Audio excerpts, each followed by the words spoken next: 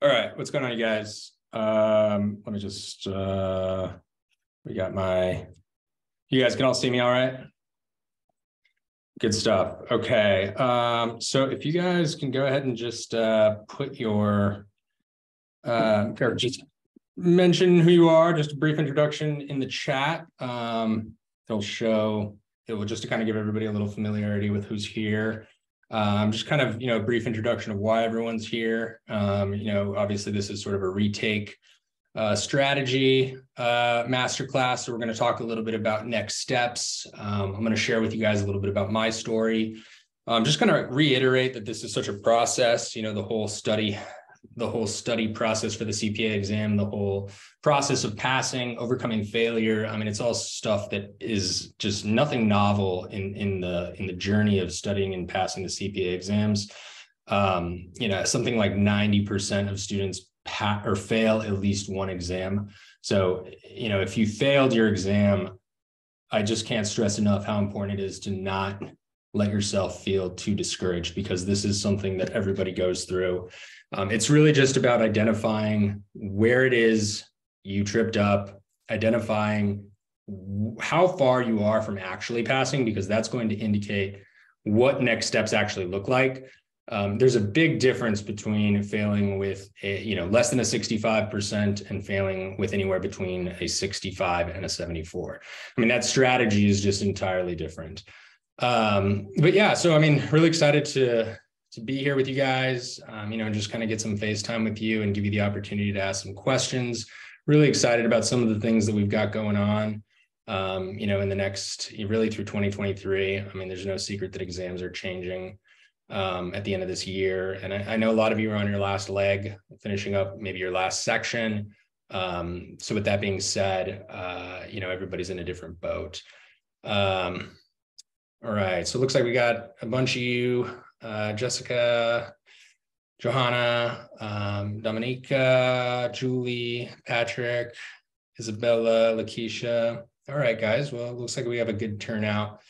And I put together a little deck that we're going to go through, but, just kind of wanted to first start off by just kind of introducing the whole idea of what this is all about. You guys are not alone in this. And again, failure is, it sounds more daunting than it is. I mean, I know you build up a lot of stamina walking into the Prometric Center, and you stuff all this information into your brain and you feel like you're so ready to take it, and there's so much pressure to get that 75 or it's back to the drawing board. And that sucks. It's just, I'll be the first to tell you. I mean, I took these exams myself, and I think I failed. I know I failed audit like 3 times, but long story short, I mean, everybody I know has failed an exam at least once, well, with the exception of a couple of people, but there are exceptions to that rule, but you can't compare yourself to others when you're going through this. I mean, this is really about you and the exam.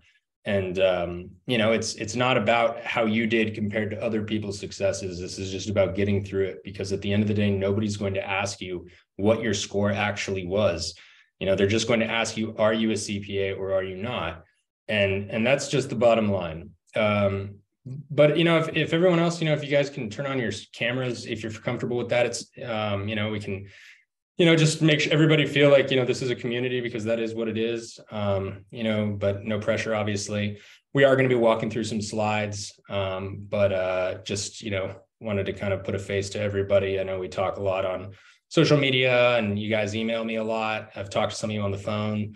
But yeah, just, everybody's in a different situation, and that is what we're here to talk about today. Junior, Clotilde, Dominica, Kinu. All right. Yeah. So some familiar faces, some familiar names, but we're going to just get right into it. I appreciate all you guys messaging in the chat your situation. And we're just going to start from the beginning. All right. So I'm going to go ahead and share my screen here. Make sure I got everything up and running. I'm still a little bit new to Zoom, to be completely honest, but we're going to power through. Share screen is right here. All right, let's get after it, guys. All right, so we got a few things we're going to talk about. I kind of want to figure out how to get rid of this sidebar. Just make this so that it's, gotcha. That's how I want to do it. All right, I'm going to bring this down as well. Okay.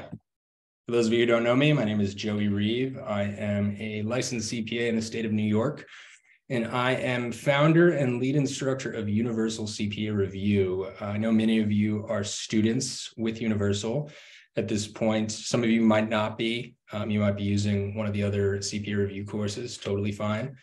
Universal takes a different approach in how we teach our materials. A lot of the other review courses seem to be a little bit text heavy. A lot of dense materials, and we really do try to take a different approach with the way that we teach our materials with our visual learning concept, and just offering more of a tutor-like approach with all of the video explanations and all of our questions. We really want you to feel like you have a tutor and a mentor by your side, because at the end of the day, that is what we are here to be for you. And again, we're here to talk about recovering from failing the CPA exam. And just to share with you a little bit about my story, I failed every exam except BEC. BEC was the one lucky one. And to be completely honest, I was about to quit leading up to my BEC exam because I had just failed audit for the third time. I got a 71.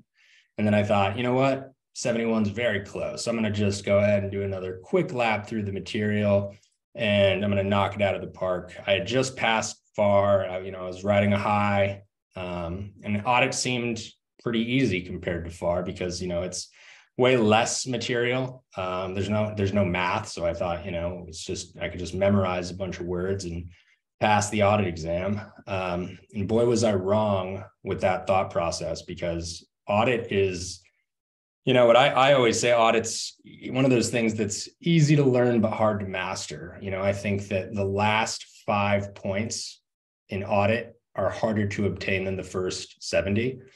For whatever reason, the last 5 points are just so hard to get when it comes to the audit exam. So long story short, I just got a 71, did a quick lap through it. I'll never forget. I was taking a walk with my dad when I was visiting, and I was telling him, oh yeah, 3 more weeks, I'll just take it. I'll knock it out. And then I got 2 left. Got a 69 on the next try. And then my mind was sort of blown, because I was like, how can I go backwards? And that's the reality of the CPA exam. It's way easier than you might think to go backwards in your score. There's so many things that can happen at the exam center. I mean, you can get a bad exam. You could get one sim that is more challenging than the previous time you took the exam. And that could be the difference between going backwards and going forwards in terms of elevating your score or regressing. So that's what happened to me. And I went backwards, and then I thought, you know what? I have to take this really seriously again. I'm going to be over prepared this time. And then I got a 73. And then I thought, wow, I was really questioning everything. I called my dad at 3 a.m. I wanted to give up. And he said something to me I'll never forget. He was like, well, I guess you could just go sell insurance or something. And I was so mad when he said that, because I thought, this is just unacceptable. I've come this far. I had passed FAR, I'm not going to just quit now. And I was so pissed off when he said that I hung up on him. And I had my BEC exam the next week. And I just didn't, I was like, I thought, if I couldn't pass, thank God I passed that BEC exam, because I don't know if I could have taken it, if having gone through audit, getting the 73, wanting to quit, and failing BEC again. It was just, it was just such a heartbreak. But I did pass BEC, and it gave me the momentum I needed. Came back and crushed audit the next time. I got an 81. I remember walking out of the exam center that time, and I thought, you know what? If I didn't pass this exam, it's not in the cards for me, because I was reading every question, and before answering the question, I felt like I already knew the answer. I was just like scanning, boom. This is testing for completeness. I knew exactly why this was, testing for internal controls. Whatever the question was, I just remember feeling so incredibly confident. And that's ultimately how you need to feel. I think a lot of people shoot for the 75. And while that is the perfect score, you really want to shoot for the 80, 85 and settle for the 78. I mean, that's just how it goes. I mean, you want to feel like, you want to walk out of the exam feeling confident. You want to read a question and immediately be able to identify the topic and then think, all right, what are the 2 to 3 types of questions that they could ask related to this specific topic? And every topic, regardless of the section, it could be BEC, Reg, Audit, FAR, doesn't matter. There is a way to take a step back, and this is really where the mental map concept comes from in the universal course, is that you want to be able to give yourself sort of that menu of options in your head and think, these are the 2 to 3 types of questions I can expect to see when I identify that this is a bond related question or statement of cash flows. And we're going to talk a little bit about strategy for attacking multiple choice questions as well as attacking SIMs.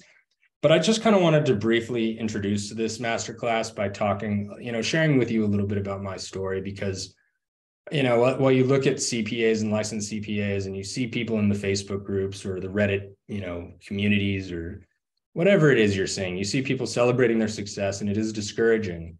And you think, why not me? When is it going to be my time? And I mean, and at the end of the day, everybody has been through that. I think it's easy to get in your head and think that for some reason, you're the one that isn't passing while everyone else is. And it's just not the case. So getting some threats here. Yeah. So, I mean, it's just not the case. And at the end of the day, this is such a journey, and it's just really about keeping your head, held high. And I know it is overwhelming, and life gets in the way, and everybody has a different situation. But, and I'm not one to speak on, situations that I wasn't going through. I didn't have children at the time, and, I wasn't balancing, multiple busy seasons while studying. So, I mean, everybody has their thing, and, that's okay. It's just about finding a strategy that works for you. And I've just seen it time and time again. I've worked with thousands of students at this point, and I've heard thousands of stories, everything in the book. I've heard somebody, who had to pass this one FAR section where all 3 sections rolled over. And the kid was just like, there was so mumuch pressure on him. And I remember never feeling more invested in somebody's score, because it just, there's no way that, you can let 3 scores roll over all in one failed result. But, thank God he did pass. I'll never forget it. But that's just how it goes, and I think that I think nobody understands this unless you're going through it. Not your friends, not your family, your bosses would probably forget about it. So it's not like you can really vent to them. But like I said, I mean, that's just how it goes. And I just can't stress enough how important it is to really just keep your head held high and make sure you find a strategy that works for you. And that's really what I'm all about. That's what, Universal is all about. And we're trying to, just do everything in our power to get you guys over the hump here. But anyway, let's dive into it. We're going to go through this. We have some time here. We're going to talk about 6 different key topics, I guess you could say. We're going to talk about score reports are irrelevant. Okay. So I know you guys love to panic over your score reports and diagnose them and, dissect them. But at the end of the day, we're going to talk a little bit why they don't actually matter. We're going to talk about the exam structures a little bit, nothing novel there. You guys are all familiar with how the exam works, but I do want to kind of just run through it and see if there's any areas where we can improve while actually going through the exam. Potential problems and solutions that I've frequently seen. We're going to talk about signs of memorizing versus understanding. We're going to talk about how to identify the most likely questions that they can ask and how to attack the SIMs. All right, so topic number 1, score reports are irrelevant. Okay, I know this is a pretty blurry visual, but bear with me here. Look, there's the content areas that the exam blueprint gives you is pretty darn vague. I mean, we got like select transactions is the name of a content area on the FAR exam. I mean, you're looking at that and you're like, that, and the exact details within that content area are like, it doesn't really, like, why it's in that content area versus another content area doesn't really completely make sense to me. But for whatever reason, this is how the AI CPA breaks it up, and there's really only 3 categories that they give you. They say this is weak, you were weaker, you were comparable, you were stronger, and they don't really give you like, an exact metric as to why you were weaker. I mean, at the end of the day, maybe you got 2 revenue recognition questions or 2 audit risk questions that, and you got one of them right and one of them wrong, and all of a sudden you're weaker in that area. That doesn't necessarily tell me that you are unprepared for audit risk. It tells me that maybe you were fatigued when you got that question. Maybe you read it wrong. Maybe, it was just one of those funky questions that just didn't really make sense and it didn't go your way. But, you can't sit there and look at that and be like, okay, this is reflective of my overall understanding of this topic. Therefore, this time around, all I need to do is allocate, a week to studying audit risk. That doesn't make sense, guys. I mean, and so my point here is, when looking at the score report, take it with a grain of salt that this really tells you nothing. I mean, and yes, maybe you are, when you are stronger, maybe in reality you are stronger when it comes to the statement of cash flows or, the income statement. But I mean, what I'm trying to say is, better than the AI CPA where you're stronger, where you're weaker, where you're comparable. I mean, if you're looking at this stuff and, day in and day out, and you're studying, extremely hard, I mean, you don't need this vague score report to tell you where where you're strong and where you're weak. I mean, you either understand leases or you do not. I mean, you either understand business law or you don't. And that's just the reality. I mean, you might see okay, I was weaker in the Sims. I mean, everybody's weaker in the Sims. That's because the Sims are harder. So it's not necessarily a reflection of you. This is a reflection of how the AI CPA is sort of, just kind of giving you this, weak score report and sort of, doing their job and saying that they gave you something. But, at the end of the day, I just see it time and time again with students whether it's the Facebook threads, whether it's students I've worked with in the past. I mean, and I do tell people, let me see your score report, but I don't want to say, it's not because I think, I think at the end of the day, there's something, I think it's psychological more than anything. And I just don't want to see you guys just look at your score reports and think this dictates where you're actually at, and let it dictate how you go about studying the next time around. So that's my 2 cents on that. Let's talk a little bit about the exam structures. BEC, and thinking about BEC, BEC is sort of it's hit or miss for people. I do generally advocate for prioritizing BEC before the exams change, to those of you who have all 4 sections left. If you've already passed BEC and you're looking at your last section, you're just wrapping it up in the next couple months, no need to worry. And even if BEC is your last section, I mean, this is something that I think is likely going to get more challenging with the new disciplines with the exam change.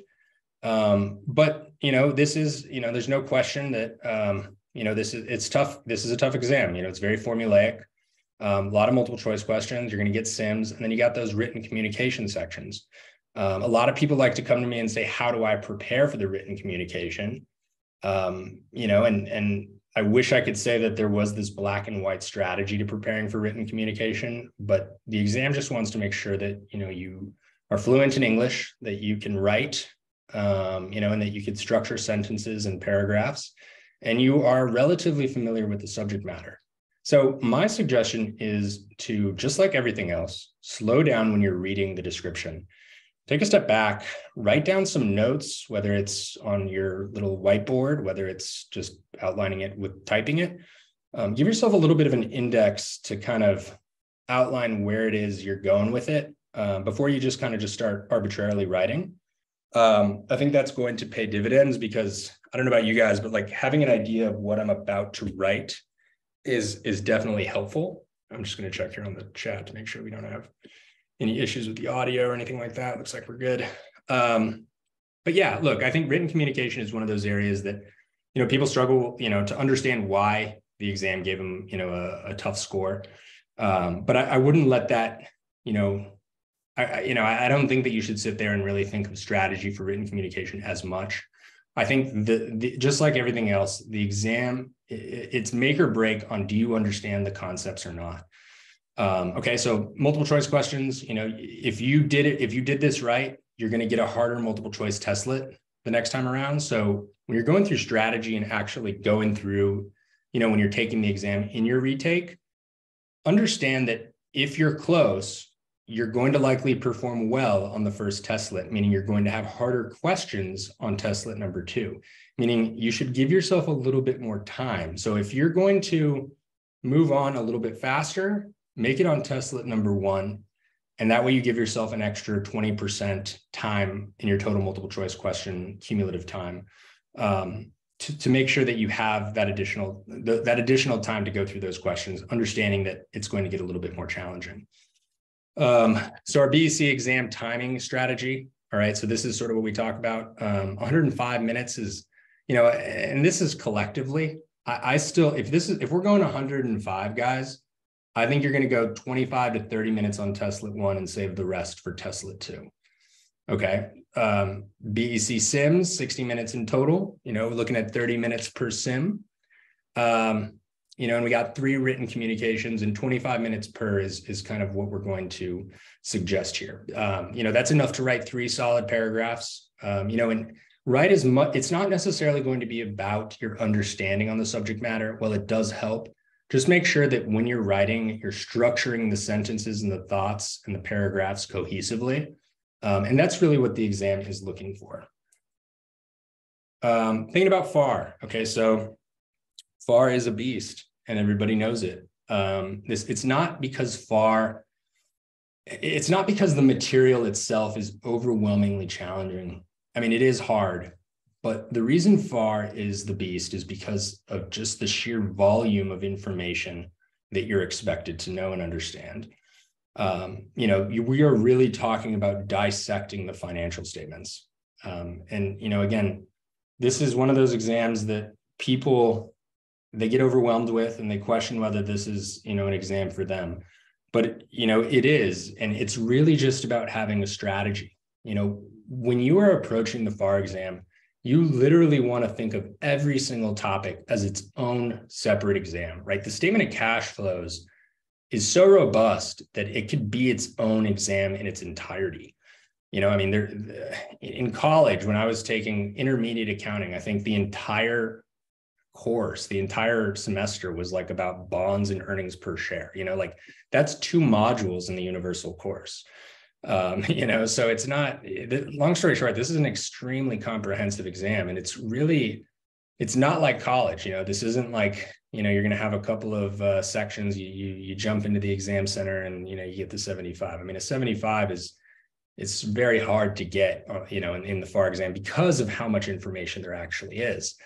So what I always say for FAR, and we'll talk about this a little bit more as we get into attacking multiple choice questions, is to first, for every single topic, guys, when you're studying, take a step back and whether it's at the beginning or likely at the end of the module, identify what are the 2 to 3 overall types of questions that were asked that the exam that my review course is asking me.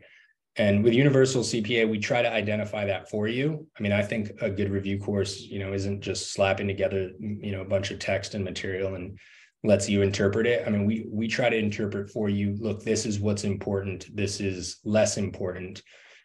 These are the 2 to 3 types of questions you're likely to see. Okay, so what I'm trying to get at here is that for every single topic, after you go through the lectures, after you look through the study guides, after you look at the multiple choice questions, and if there's a sim, take some notes, journal a little bit, be like, for bonds, they asked a lot about this effective interest method. That's probably important. So write down the 2 to 3 types of questions that they're likely going to ask. And that way, when you're going through these multiple choice question testlets at the exam center, it becomes a little less overwhelming, because you're scanning through a question and you see, okay, this is about bonds. It says bonds right here, and now I can write down, wait, what were the 2 to 3 types of questions that they're going to ask? All right, and we're going to go through that a lot more when we get into the multiple choice questions. So I apologize if I'm jumping the gun on that. But long story short, when you're getting into the exam center, we want to allocate 2 hours to the multiple choice questions, 2 hours to the sims. All right, same story here. There's a little bit more questions than what you're going to see on BEC. But overall, if we're, like I said, if you're doing this right, testlet number 2 is going to get harder. All right. So I like to say an hour 15 on testlet 2 and 45 minutes on testlet 1. You want to cruise through testlet 1. You want to be reading the questions and boom, boom, boom. You see the question, you're scanning it, you identify the topic, you know exactly how to calculate, the operating section using the indirect method, because you're just that prepared. Okay. For simulations, there's people love to ask, what do I do? Do I just go through as many sims as I got a 70%. My score report said I'm weaker on the sims. I got to practice the sims, right? Yes and no. Before you just start doing 100 sims arbitrarily, thinking you're preparing to increase your sim score, instead be strategic about how you're learning the sims, like how you're studying the sims, right? As you're going through it and you're reading the description, you need to first identify what is the topic that they're asking.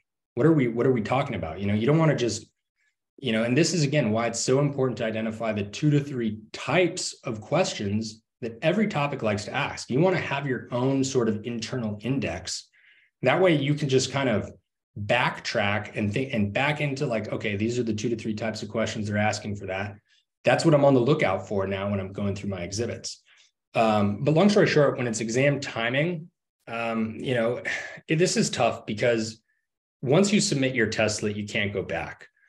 And you want to make sure, you don't want to submit it too early, but you also don't want to spend too much time on it and give yourself not enough time for the subsequent testlet 4 and testlet 5, et cetera.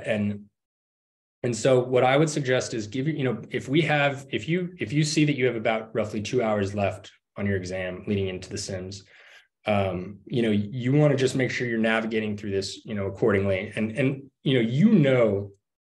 what are tough sims and what are not. And there's going to be 1 or 2 of them that are just really tough. If it's audit, or, if it's audit, you're going to see adjusting journal entry sims. If it's FAR, you could see like business combinations or intercompany transactions, just something chaotic that is just, tough to really navigate through. And, those DRS type sims are just a huge pain, or big time journal entry sims. So if you're looking at this and you're like, okay, this is probably one of the tougher ones, give yourself a little bit more time. If it's a basic drop-down sim, you're reading through a description and you just have to select, that's a glorified multiple choice question. Maybe don't spend as much time on that specific type of sim. Okay. So that's what I'm going to go ahead and say about that.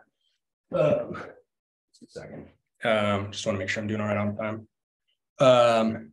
Okay. So thinking about the audit exam structure, same story here, guys. And I'm going to pick up the pace a little bit. But same story here, our multiple choice questions. You want to make sure that you are cruising through testlet number 1. Okay. So you want to make sure that when you get through testlet number 1, you're going to be prepared for the more challenging testlet number 2. And look, when you're reading through these questions, this is the most conceptual exam. Okay. So this isn't one of those exams where you can reconcile your answers with mathematical equations, diluted earnings per share, calculating basis of an S corp, the weighted average cost of capital. This is conceptual and it's convoluting and it's gross, to be completely honest, especially if you haven't been an auditor for 30 years. So when you're reading a question on the audit exam, you want to take a step back and think, where are we in the flow of the audit engagement? I've personally never audited a day in my life, and I had to basically teach myself how to think like an auditor, and basically understand what it is the auditor is actually doing. So you're playing detective a little bit here, and you're thinking, where would I be looking if I was searching for certain information? Okay, so you want to be reading a question in test lit number 1 and feel very confident within the first sentence that you can at least identify what topic it is talking about. All right, so test lit number 2, that's going to be where things are likely going to get a little more tricky. You want to give yourself more time there. And then when it gets to the sims, same story as far. Okay, we're probably going to get a tough sim at some point, whether it's adjusting entries, whether it's some robust transaction cycle. Let's dig through 19 exhibits. So when you're seeing something like that, within the first 20 seconds, you're like, holy crap, this is a tough one. So prepare to give yourself more time there, and don't panic if you've spent more time on that, because unless you're just frankly unlucky and you get a bunch of you get 4 sims that are just extremely hard, which don't get me wrong, it happens. It's you want to be strategic about this, and there is a path to being strategic about it. All right, so we're going to go 2 hours on the questions, 2 hours on the sims, just like we did with FAR. No different here with reg, guys. So same story. There's more questions you're going to see on the multiple choice side, but no difference here. All right. The deal with reg is this is sort of like FAR and BEC in the way that it's reconcilable. The thing about reg is, this isn't complicated math. This is adding and subtracting. It's just about knowing what it is we're adding and what it is we're subtracting. All right. 60% or more of the actual exam content is going to be mathematical. It's very tax heavy. So really just being able to differentiate, what it is, what is individual tax versus property tax, percentage tax. I mean, obviously, right? But specifically, right? Like if we're thinking about charitable contributions, what's the rule for a charitable contribution for an individual versus a corporation? What's the AGI limitation? There is no AGI for a corporation, but there is taxable income. Okay, so those are the little things, all right? And specifically, entity tax is just one that I just will never stress enough. It's the best way to pick up points if you have the right approach, because it's so heavily weighted. And I think what you're going to see with some of the bigger review courses, and it's probably something we could even do a little bit better job with, is differentiating, the big ticket items. We're talking about formation, taxation, non-liquidating, and liquidating distributions. They're never going to tell you, hey, this is the partnership section of the exam. This is the S Corp section. They're just going to give you a bunch of questions, and you have to identify what entity it's talking about, and then break out the rules for formation across each entity. For example, long story short, there is a strategy for going through the questions in the sims, and being prepared for this, is if you're prepared and you understand the concepts and you understand the intuition and the logic behind the material, you're not going to have to worry about timing strategy, because this is what happened to me when I took audit for the 4th time. I hate even thinking about it, but when I took audit for the 4th time, I was reading a question, and I remember within the first sentence of about 90% of the questions, I remember thinking, I know exactly what this is about to ask, and I was right. I mean, at least I think I was. When I was looking at the answer choices, I remember thinking that's 100. I'm 100% sure that this is the right answer for 90% of the questions. I mean, I only got you would think I got 95%. I shouldn't say only. I got an 81 on my 4th try, but that's how confident I was to get an 81. Point being is, you're going to have to feel that confident just to pass. And that's the level of security you want to feel when you're answering questions. When you're going through a question, whether it's practice, whether it's, a sim, whether it's at the exam center, you want to be able to identify the topic within the first sentence or 2 sentences, at least, right? You want to be able to at least be able to say, okay, I remember when I learned this and what it is they're likely going to ask. All right, so that's my 2 cents on kind of going through and navigating through the strategy. I know we got a little bit off track on that, but I kind of, there's just so much more to it. I'm not going to just, tell you guys hey, if you do this, this, and that at the Prometric Center. If you go through, spend this amount of time and that amount of time on this, you're going to pass. That's just not how you pass. All right. So there's only so much I can portray in a visual without just kind of getting off track. But with that being said, you're not going to, I guess my final takeaway on exam strategy for timing on the questions and the sims is you're not going to have to worry about exam strategy or timing strategy if you're prepared enough. Okay. So these are some of the issues we typically see when students don't get the passing score. All right. We're going to diagnose the issue, and a failing score comes in different forms. So we're going to try to narrow this down and bucket them into two buckets. All right. Because there's a different strategy in how to go about your retake if you scored between a 65 and a 74 and less than a 65. And don't get me wrong. I mean, if you get a 63, 64, it's like the same as a 65, 66. But this is just to kind of keep it simple here. If you scored less than a 65, you need another thorough lap through the material, plain and simple. All right. If you're scoring anywhere 50, 55, 60, you're not going to just slap together another 3 weeks and go into and expect a crazy different result. So my best advice here is to study your approach or change your study approach, and to get back to the drawing board and slow it down and change how you're studying, change what you're going for as you're learning new information. So that brings me to point 3, which is you need to slow down. All right. So 1,000 more multiple choice questions is not the answer. I mean, sometimes it is. I talk to so many different people, throughout the day, and I tell people that, and they're like, well, I did 1,000 more questions and I did pass. So, I mean, just because it's it comes from my mouth doesn't mean it's, there are exceptions, but my best advice is to not just assume, okay, if I just go back and do 1,000 more questions, 100 more sims, I'm going to be ready. Because that's just another, I mean, yeah, you're going to memorize more, but you're not necessarily going to learn. And I do firmly believe at the bottom of my heart that the only way to pass the CPA exams is to understand the concepts. Okay, the AI CPA does a really good job making sure that the people who pass these exams are ready to be licensed accountants. They're ready to talk to clients. They're ready to thrive in the professional field of accounting and do a good job. That's how much you need to know your stuff.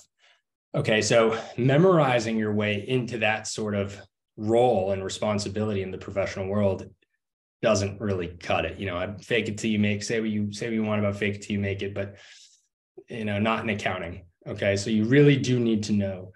So if you're scoring less than a 65, I do believe that is a reflection of the fact that you are not ready. And that's okay. Okay. That is okay. I'll say it again. That is okay. It doesn't mean that you're never going to pass. It means that you need to slow it down. You need to change your approach. If you're studying with a review course that has just a ton of text and you're just reading the same words over and over, that doesn't mean you're going to understand it. So you really need to see it. You need to understand the intuition behind it. You need to think, like, okay, if I was an auditor, why would I be looking at the purchase order instead of the sales order? If I'm testing for expenditures, et cetera. So slow it down and start back from scratch. It doesn't matter how long. I mean, I do get it. There is a time constraint, and life is, waiting, until you pass these exams, but nobody's going to ever ask you how long it took you to pass. All right. I don't care if you're 21 years old or if you're 55 years old. It doesn't matter. All right. If you're going on this journey and you want to actually pass these exams, you got to throw that in the garbage, because this is a long process and you have to commit to that process. Okay, so if you're less than a 65, and if you know who you are, slow it down, get back to the drawing board. Yeah, and if your plan is to retake the exam in a few weeks, go for it. But keep in mind that it's okay to not be, it's okay for this to take more time if you need to push it back, if you need to slow it down. I mean, thyself. If you know this material, if you could teach this to a small child or a dog, then you know it. But if you can't, it's going to be tough to go in there and expect to see a question and feel 100%, before you finish reading the question. Trust me, I've been there. All right. So the other type of candidate, those of you who are between 65 and 74, you're in a good spot. You're close. All right. You're very close. And it's not about overhauling your approach. You just need to fine tune it. You need to button it up. If you've gone through the Becker material or the Wiley material, and for whatever reason, you're still, you kind of keep getting in that same range, it means there's something that's not clicking for certain topics.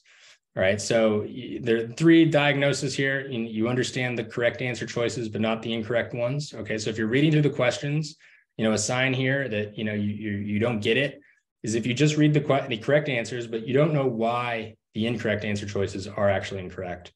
There's a chance your sims were just crazy tough. All right. And if your sims were crazy tough, sometimes there's nothing you can do, but, also, the more you understand the intuition behind each topic, the better chance you're going to have in going through the sims. All right. And then you just also maybe made a silly mistake, and you probably didn't just get a 65 due to silly mistakes. Right. But if you got a 74, that could have easily been a 76 or a 77 with a different testlet, with, maybe something's going on in your personal life that kind of distracted you. Who knows? But silly mistakes do happen, and you want to avoid those. Okay. So solving the issues. All right. If you're less than 65, you have a fundamental understanding-ish. It depends how close you are to the 65, but you do need to change your approach. All right. Looks like we have the same here on these, how to solve them. So across the board, right? If you have a fundamental understanding, it means you've taken the exam, you've taken a lap through it, but you need to change your approach. Okay. If you're between the 65 and 74% range, you need to tweak your approach a little bit more, or a little bit less than if you're less than 65. All right. And you always want to avoid regression, especially I'm talking to those of you who are between 65 and 74, because that is very tempting to assume that if I just do a couple weeks, if I just do this and that, I'm going to pass because that's all, I'm so close that all I need to do is, it's just not the case. I mean, you could have gotten a 73 because you got a fortunate test, a fortunate testlet from the AI CPA. One of the sims just went your way and it could have been a lot harder. That 73 could have easily been a 71 or a 70 or a 69. And you just can't overassume that, point being is every lap through needs to be treated individually, and you need to approach it and study for it as if it's a brand new game. All right. You're walking into a new game, and you got to approach it as if it's from the beginning. You got to be over prepared to pass the CPA exams. All right. You got to shoot for the 80, 85 and settle for the 78. All right. So one of the big things we see is those who think that they're memorizing versus understanding. Some signs that you're memorizing. You see the same question or a similar variation multiple times, and you can't explain why you got it correct. All right. You got to be able to explain it. You got to be able to teach it to yourself. My mom's a nurse. I remember I used to try to explain it to her and see if she understood what I was talking about, as if I was her accountant. You went through the same study material and listened to the same lecture. All right. So if you listen to the same guy teaching it to you, maybe it was me, maybe you need to change up your approach a little bit, get a different approach. Okay. So if you're using one of the more traditional review courses and they're kind of just reading through the textbook, or, you're listening to a PowerPoint and, looking at the words, it doesn't click. I would recommend checking out Universal's visual approach. We do try to, show you the intuition and with our visuals and the video explanations and all the questions, like you have a tutor by your side. All right. You can't explain why the incorrect answer choices are incorrect. All right. So if you can't explain why it's incorrect, that means you're just probably memorizing that solution. All right. So signs that you are understanding. If you see a question and you can immediately identify the topic and the 2 to 3 questions that are likely to be asked, right? We talked about that a little bit earlier. And the reason I jumped the gun on that and talked about it so soon was because it's just that important, right? Especially for FAR. You need to read a question, pinpoint what topic this is, and then think, all right, these are the 2 to 3 questions. If we're talking about bonds, they're likely going to ask me about the effective interest method, maybe how accrued interest impacts the initial issuance of the bond. And we're going to show that in our example. But you can also provide yourself a high-level roadmap, right? So with Universal, we have our mental maps. Point being is for every single topic, you want to be able to know the 3 to 4 steps what was covered, right? You want to be able to give yourself a blueprint for every topic because the exam is that comprehensive. Okay, so, and finally, you can not only explain the logic for the correct answer choice, but also the incorrect one. We talked about that a little bit earlier as well. All right, so identifying the most likely questions. We talked about this earlier. We're going to talk about it again. Our example here is FAR, talking about bonds. I know I mentioned this, but this is an example of identifying the 2 to 3 questions that they can likely ask. So if we're talking about bonds, the 2 to 3 questions I would say, for example, in my mental map, in my blueprint that I'm writing at the exam center is applying the effective interest method and the impact of accrued interest. All right. So for example, if I am reading through this question, on April 1st, Extra Inc. issued 5% 10-year $100,000 bonds at its par value. The terms of the bonds state that the interest is to be paid semi-annually on July 1st and December 31st. What amount will Extra report as its proceeds in the year of issuance? Right. So if I am reading this question at the Prometric Center, I'm scanning, boom. I can immediately identify this is talking about bonds. All right, cool. Like, I remember learning about bonds when I was thinking about it, when I was, reading, listening to the lecture, Universal or Becker or Wiley, wherever I was doing it. You want to be able to think about when you learned that topic. All right. And then you could say, okay, what are the next couple of questions they can ask related to this? I see here, this is paid semi-annually on July 1st and December 31st, right? Now I'm thinking, what are the 2 to 3 types of questions they can ask? I remember that I wrote down that they were going to potentially ask about the effective interest method. All right, looks like that's sort of what they're talking about here, maybe. But I also remember that they can potentially ask about accrued interest. For those of you who haven't studied for FAR yet, this might mean nothing to you, but for those of you who have, you might remember what accrued interest is, right? It's when the bond is issued between payment dates. So on April 1st is my big indicator here, right? That if I remember those 2 to 3 questions and I'm thinking accrued interest, now all of a sudden that's a little red flag in my head that reminds me to go back and look at the dates. And here I see April 1st, boom, I'm thinking accrued interest, all right? And now I could go ahead and solve that by understanding, right? They're asking about the initial proceeds, right? That initial carrying value. And now I can now I could go back and reread this question while considering accrued interest. Right. And that's an example of what I mean of when you're going through a question, identify the 2 to 3 questions that they could potentially ask, because that is going to give you a reminder of what it is you're on the lookout for.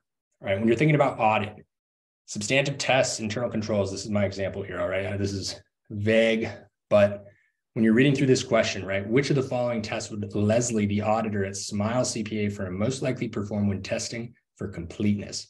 All right, so now when I'm thinking about the 2 to 3 possible questions when you're thinking about, right, immediately I know this is talking about obtaining audit evidence, right? We're talking about performing tests here for completeness. Anytime you see completeness, you're thinking transaction cycles. So that's my first red flag. So this sentence right here, the auditor at Smile CPA firm most likely will perform when testing for completeness.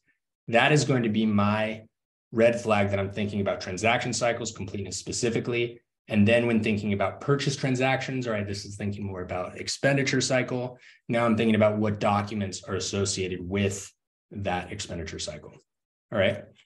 And then we're going to talk a little bit about attacking SIMs, and then we'll wrap it up and we'll see if you guys have any questions. But attacking SIMs, this is the big one.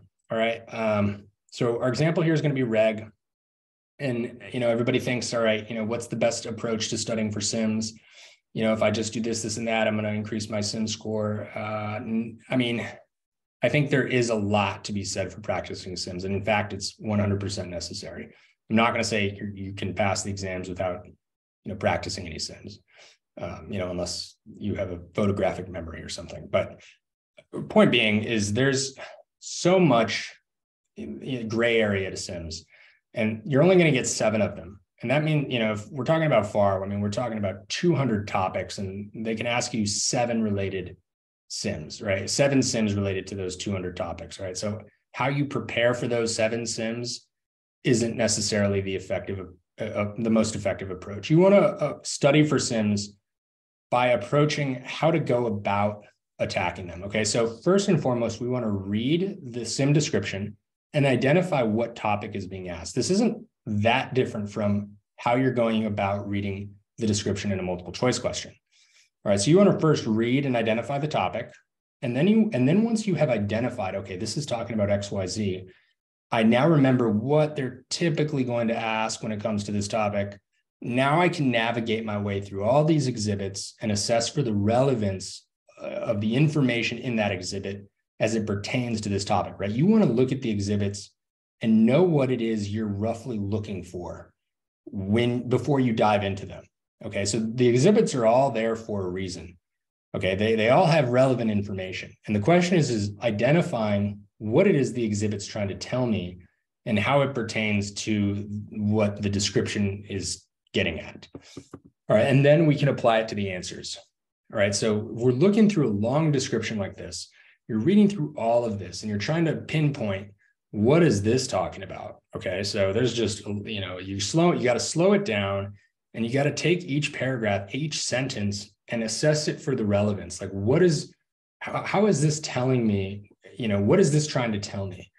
So immediately when I'm reading through this, I know that this is talking about a limited partnership, right? It's breaking out my individuals here, Green and Judith Smith. They each contributed cash for interest in the partnership, right? So maybe now I'm thinking about the formation of a partnership, one of my 4 big ticket items. And then it breaks out the percentage that the partner owns. One's a general partner, one's a limited partner. What does that mean? Right? Maybe it talks, and then it tells me one doesn't actively participate and one does. All right. So now I understand, all right, what exhibits do I have? We have a letter from Green and a copy of the adjusted trial balance. But at this point, I already know that this is talking about partnership interest and it's talking about the formation. So step 1 is complete. I have first read and identified what the sim is talking about. Now I can look at the exhibits and look for what specifically this information is telling me and how it applies to the descriptions that are being asked. Okay. And now, what's really important is when you're looking at the solutions, whatever review course that it is you're looking at, this is an example of the universal solutions. You want to be able to see why, right? You want to be able to understand why the solution is what it is. Okay. Otherwise, you're just memorizing a bunch of words. You're reading a paragraph in your solution and you think you understand it, but really you just memorized it. You want to be able to go back and re-explain it. All right, guys. That is it for my presentation, but I'm going to go ahead and open this up for questions in the chat. I know that was a lot, and I tried my best to kind of keep it all on track. I'm going to go ahead and stop sharing my screen here.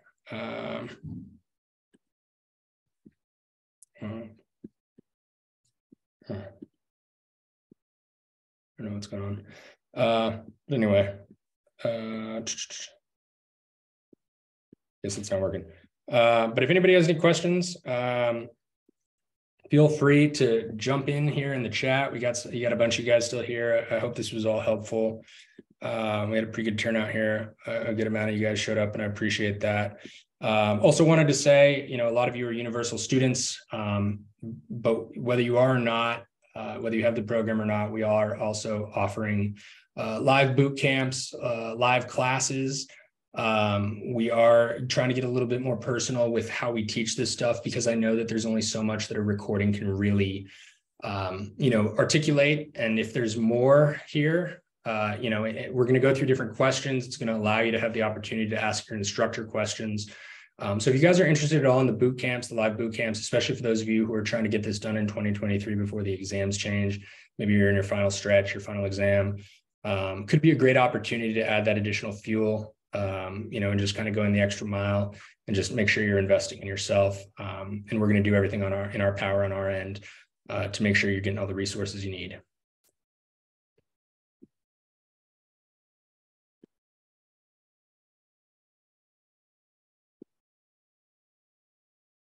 Is my screen still shared, just out of curiosity? No, got it. All right. All right, let's see what I got here. You're welcome. Do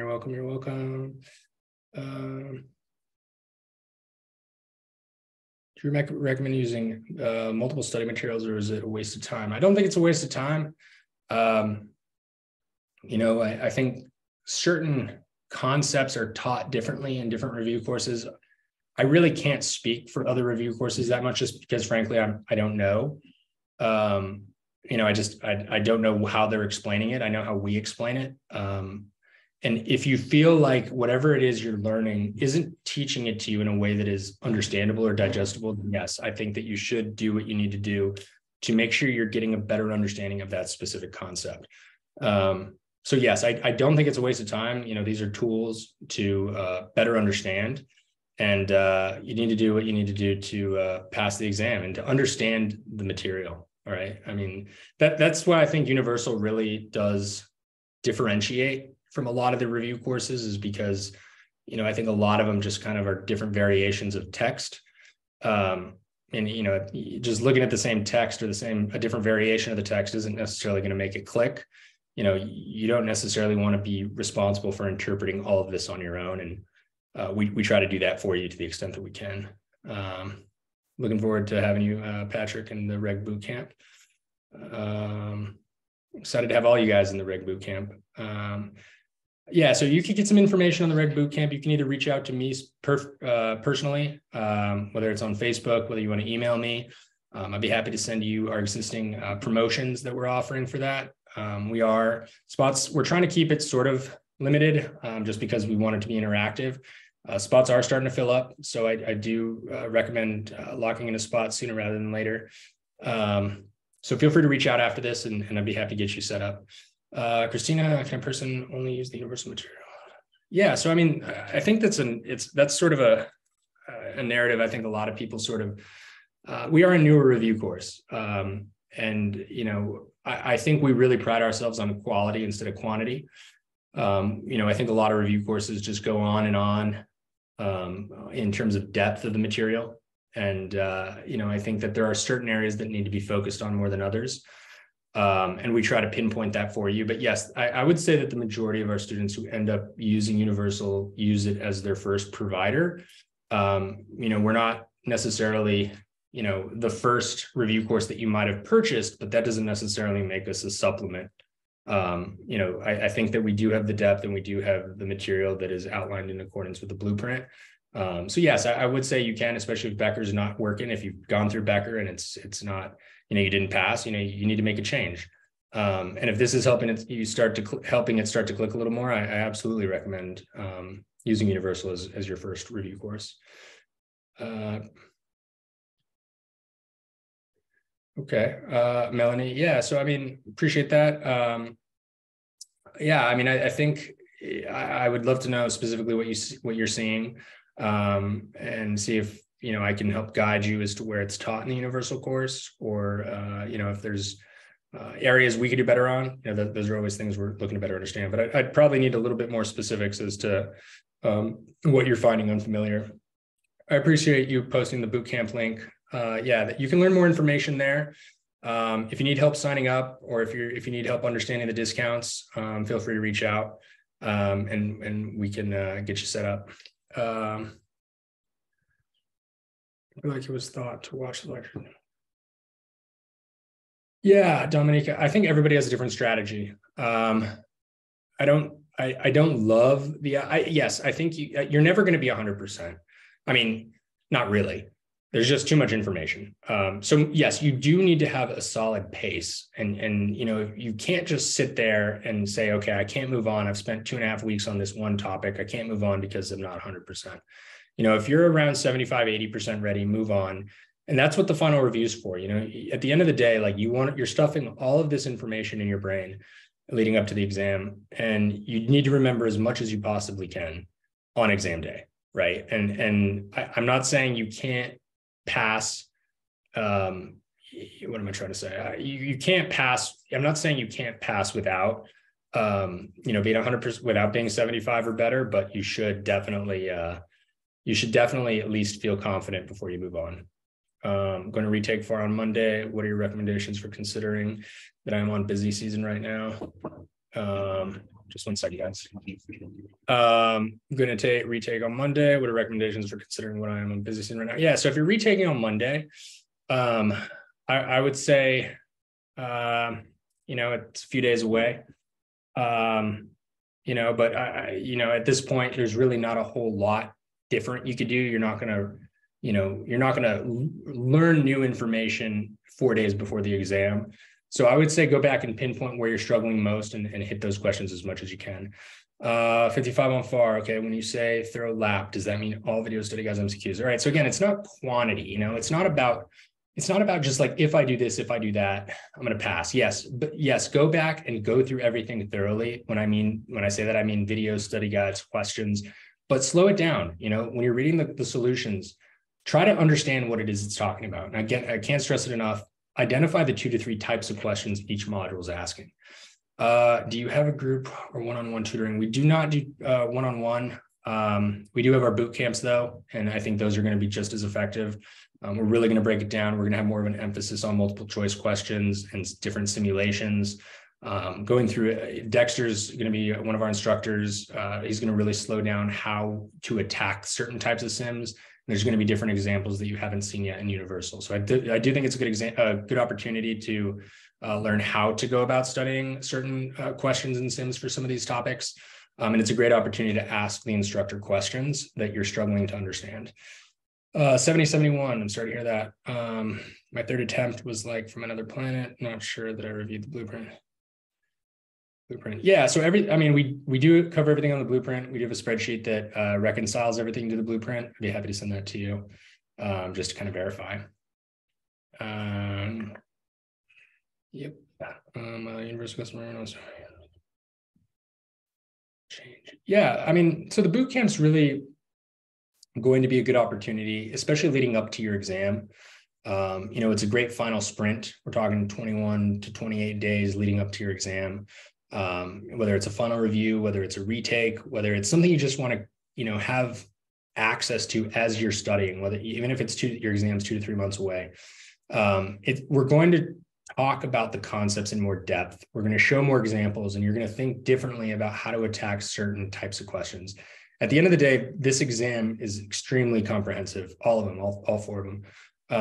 So you're not going to learn absolutely everything in 6 to 8 hours of boot camp studying, but we are going to narrow your focus on very important topics. And we're going to talk about how to go about studying and how to go about learning certain concepts. But at the end of the day, this is still going to be 95% on you to make sure you're getting in that quality and consistent study time on your own. We're just going to be here for you along the way. And this is really a good opportunity because I do think, again, exams are changing. Some of you might have exams that are about to roll over. Some of you are leading up to your last exam. You just want to get this done. And it just go all out this year. I really do mean that. The last thing you want to be really dealing with is a bunch of exam changes. And also, when the exams do change in 2024, you're going to have 18 months of an extension. So getting as much of these done as possible leading up to that 18-month extension is paramount. It really cures a lot of wounds if you have 18 months to pass 2 exams instead of 3, or 1 instead of 3. I was going to take the exam Monday, but now I think I need to reschedule. Yeah, a 63, you're only, you know thyself, where you're at, if you understand significantly more than you did leading up to the 63. If you do feel like you understand a lot more leading up to the 63, take it. If you feel like, you haven't made a lot of progress since your last exam where you scored the 63, I would say definitely push it back. It's not worth taking an exam not feeling very confident. Always try to feel over prepared leading up to your exam. Send the blueprint. I recommend you guys whenever someone.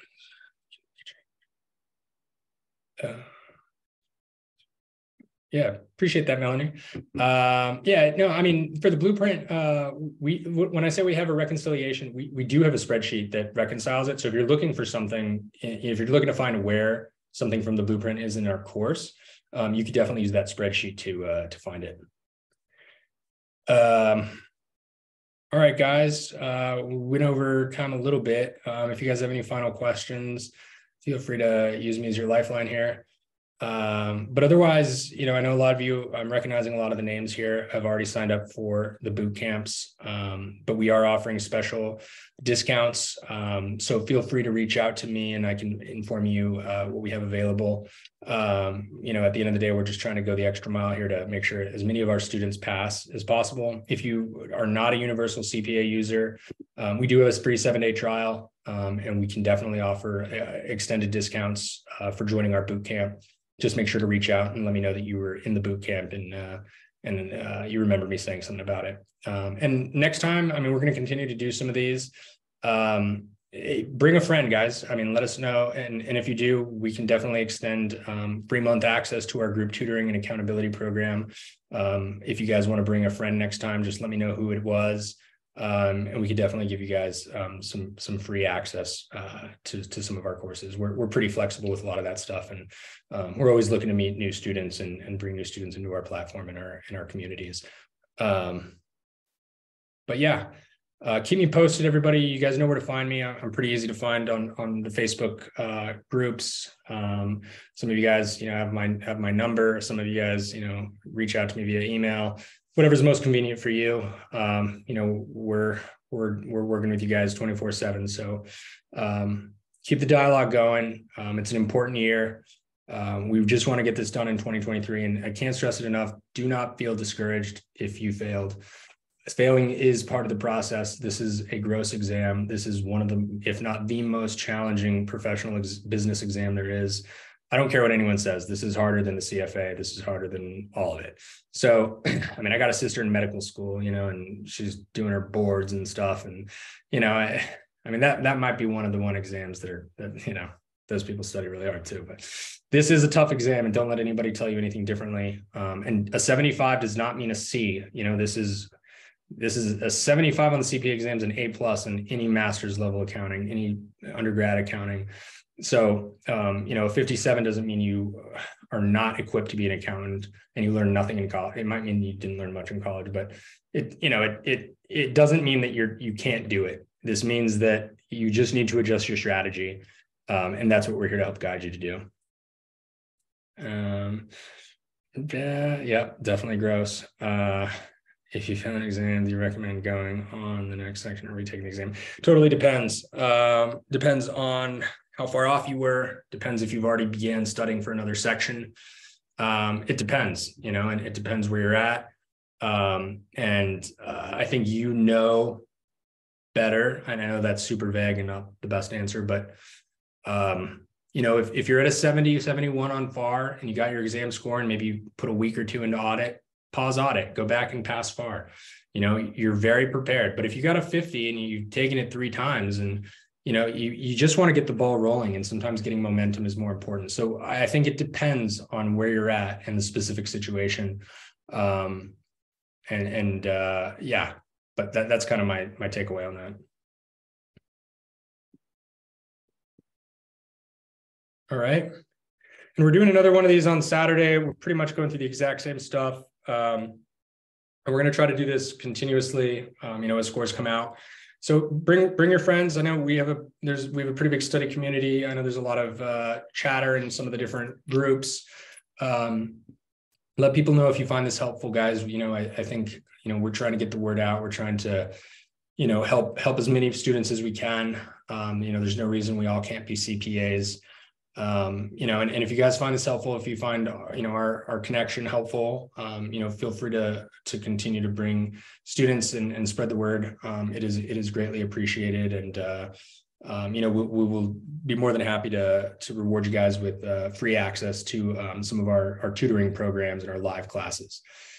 All right. So probably call it at that. But if you guys have any other questions, reach out to me via email, Facebook. And I will definitely be in touch ASAP. And I appreciate you guys coming in and listening to this. I know everybody has a unique situation, but you're not alone in this journey. We're going to be here with you guys every step of the way, and feel free to continue to reach out. And best of luck to you guys, especially those of you who have exams coming up. And don't give up.